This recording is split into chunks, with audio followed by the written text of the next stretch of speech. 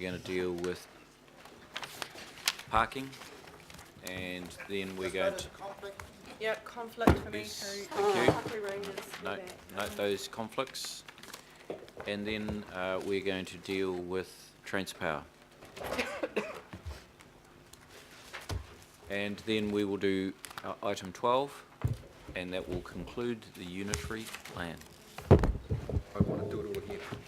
You missing that idea already, Phil? Yeah. You're going to miss us? Let's start again. Hey, I'll start again. That's just beautiful. Well, you hang around long enough, you will. Waitakere.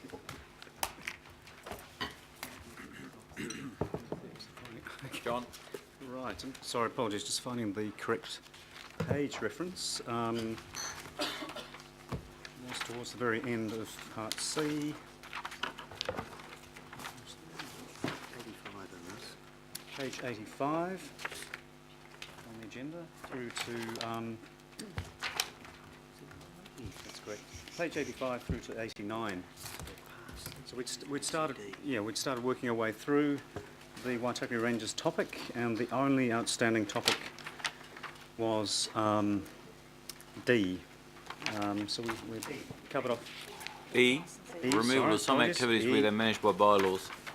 right. So we'll need to move that and then deal with the wrap-up. Is that right? That's correct. Hang on. Right. Now, John will speak first, and then we'll go from there. John? So the staff have carried out an analysis of the differences that arise through the restructuring of the Waitakere Rangers provisions that the panel has recommended. So there are some changes to the various activities and the activity status, and some changes to the controls, but overall they are very comparable with the council's case at the hearings. They do recognise, as we've said in the report, the importance of the heritage features and the wider context of the Waitakere Rangers Heritage Area Act. So they are relatively minor in the overall scheme of things. It's just a consequence of a fairly major restructuring exercise. Changes in things being in an overlay to being in precincts. The panel has created 2 new zones, so a lot of complexity there, but overall we're not seeing anything as staff that would jump out as being a significant change to what can occur without a consent, or what needs a consent that previously didn't need a consent. There is a reference in the panel's recommendations to certain things being dealt with through bylaws, and the team agree that bylaws can address certain aspects that were previously in the council's case. So overall, minor changes, and we're recommending that we accept the panel's recommendations in respect of E. Question, Councillor Chris Fletcher.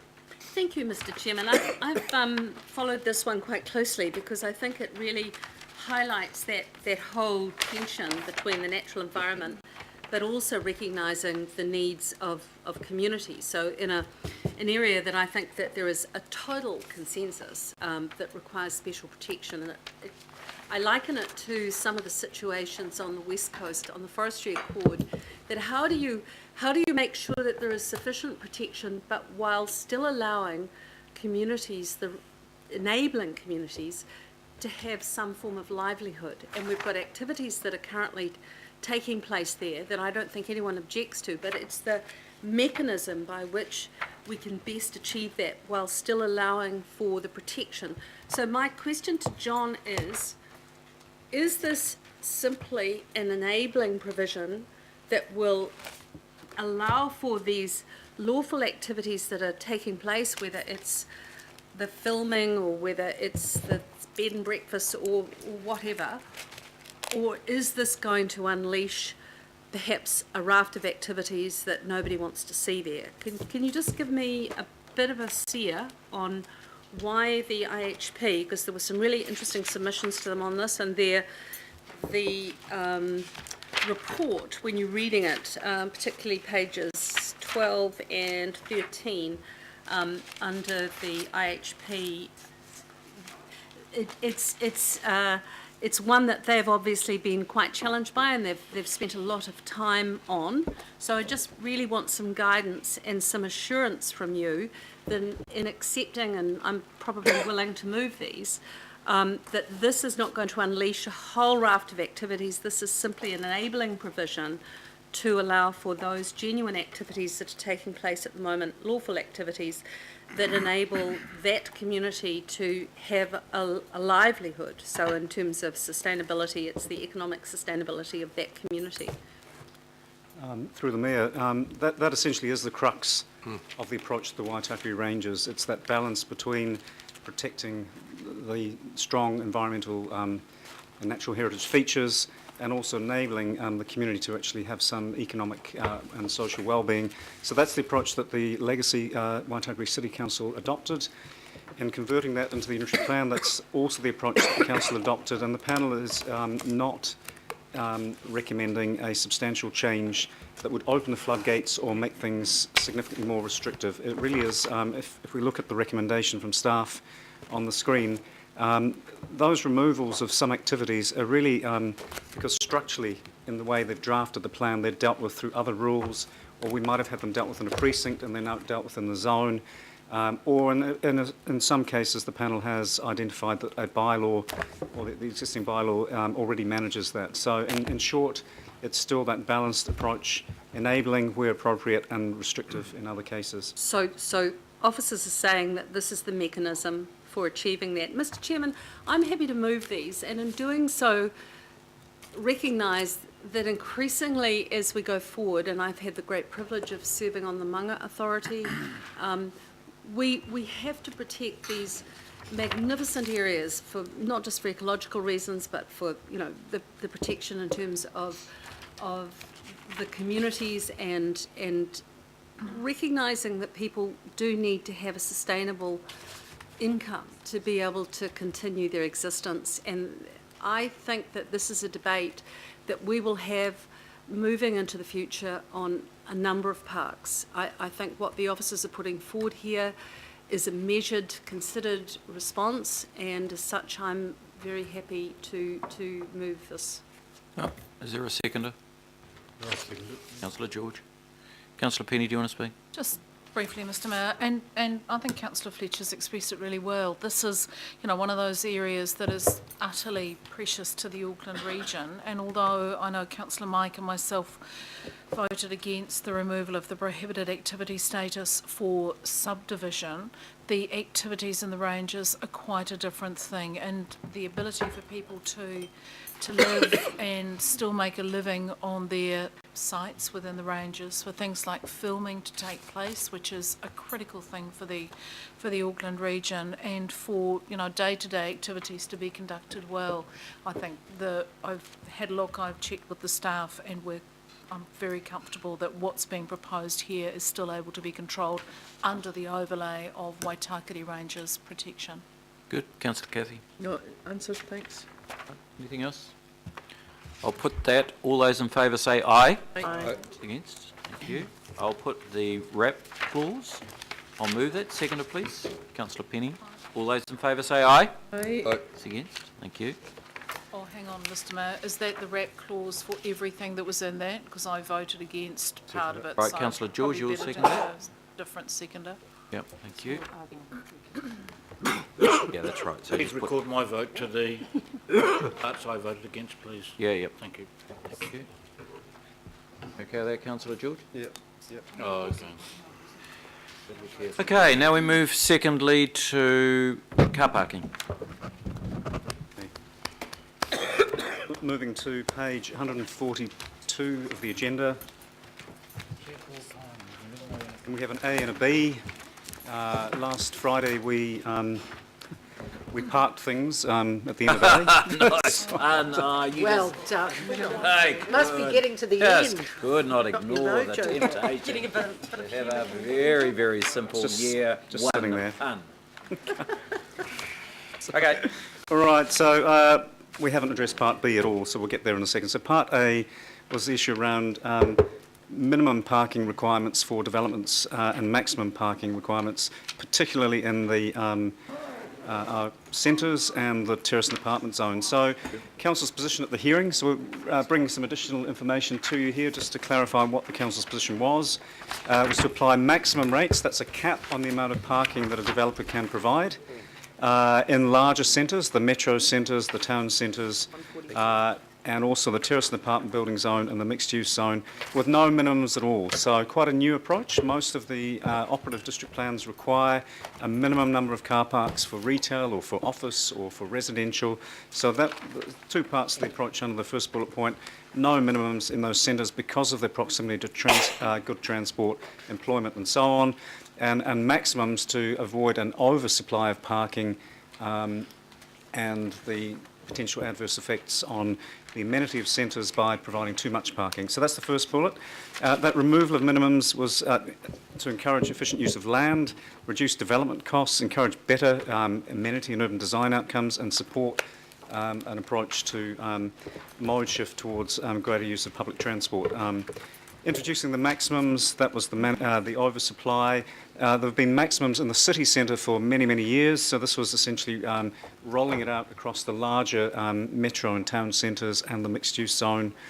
Overspill effects addressed through parking management methods, so acknowledging that there would be potentially some parking generated by retail within or other activities within these centres, and that parking overspill onto streets could be managed through Council's or Auckland Transport's management of the street and car parking buildings and at-grade parking. So the maximums were similar to the minimums in the operative rules. That was the Council's approach at the hearings.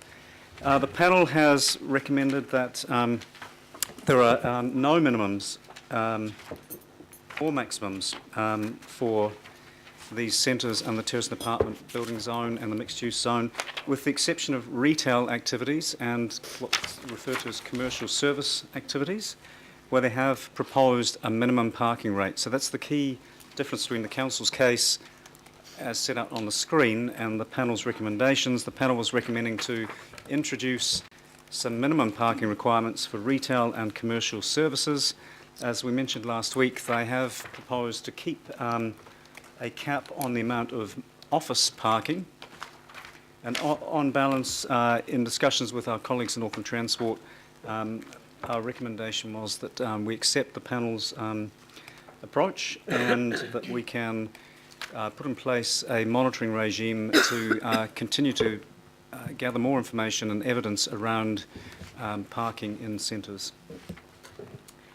We do have an alternative, some alternative wording should the governing body wish to reject the panel's recommendation and essentially go back to the Council's position at the hearings. And we have some reasons also available if that is the way the governing body wishes to move. Right, thank you very much. Councillor Linda. Thank you. Now, I've got no problem with people having to walk from somewhere to where they need to get, and I think that's good and healthy, but what I'm concerned about is having enough car parking, mobility car park spaces, and does this recommendation in any way undermine that? Because I think it's very easy for we able-bodied people, for the most of us, to park somewhere and walk or jump on a bus, but for a lot of people, often sort of invisible, struggling with maybe a mobility van or just needing to be a bit closer, and they might not have a wheelchair, they just are walking, but they struggle with it. So I just want to make sure that by doing this, we're not cutting out, we don't have many of those anyway. How are we going to deal with that? How's that going to be dealt with?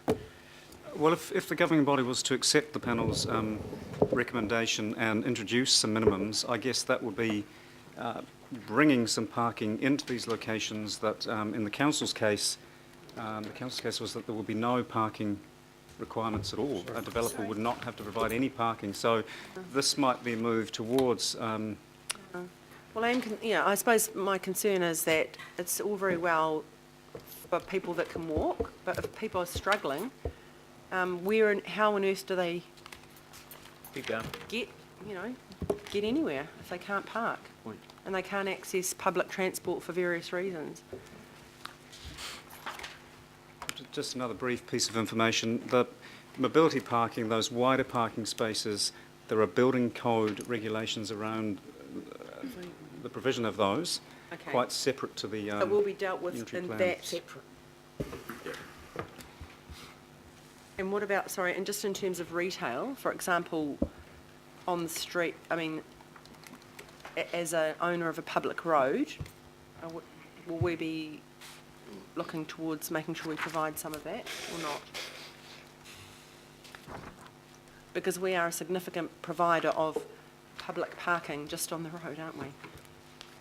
Yeah, I mean, that's probably more a question for Auckland Transport, but Okay. they are certainly well aware of parking issues around centres and doing a lot of work in that area.